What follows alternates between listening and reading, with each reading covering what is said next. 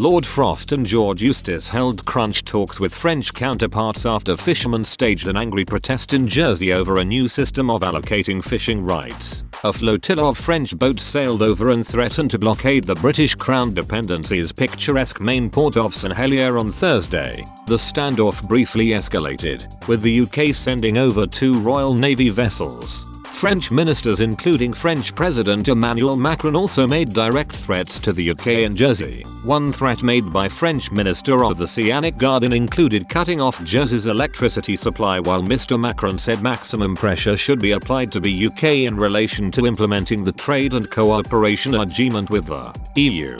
Cabinet Office Minister Michael Gove, who works closely with the former UK chief Brexit negotiator, said UK officials and ministers are currently trying to resolve the matter with France. In a briefing with Holyrood journalists today, Mr Gove added, "I know George Eustace and Lord Frost have been having conversations with French and EU counterparts to de-escalate the situation.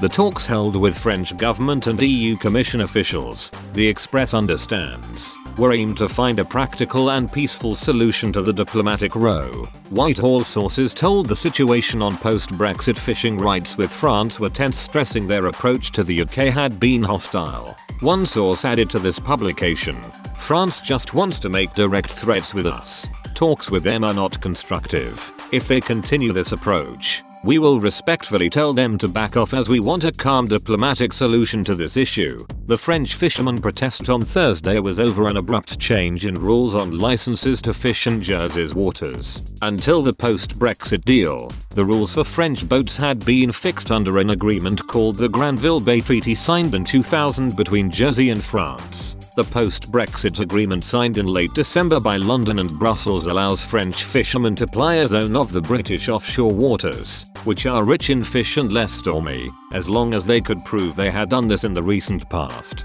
This zone includes waters off the Channel Islands, which belong to the Crown but are self-governing and not part of the United Kingdom, and therefore did not even vote in the Brexit referendum. Following the row, island fishermen today warned they could go out of business because of the sheer size of the French fleet, consisting of more than 300 vessels compared to Jersey's 75.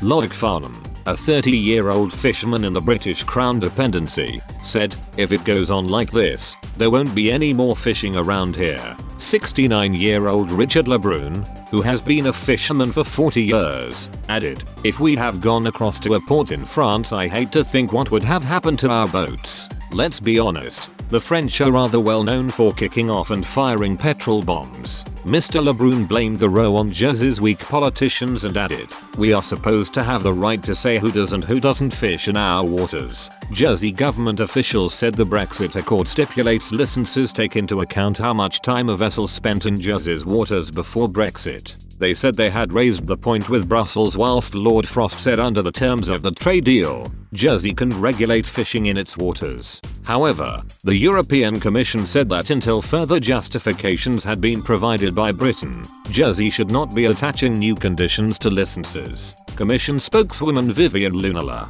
said, "Full compliance with the TCA Brexit trade deal is essential in this process.